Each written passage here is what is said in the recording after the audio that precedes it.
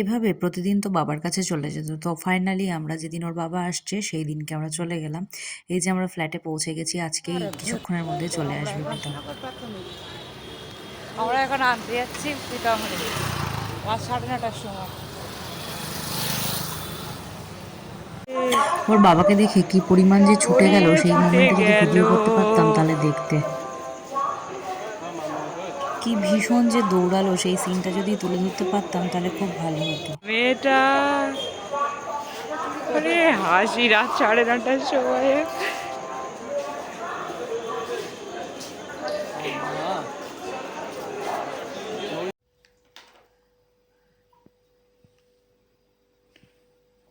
বাবা এসছে, বাবা এখন জুস দিচ্ছে, এতেই শান্তি। হ্যাঁ, আর না, আর খাবে না, না আর ছবি তুলো না, তাই বলছি। আচ্ছা।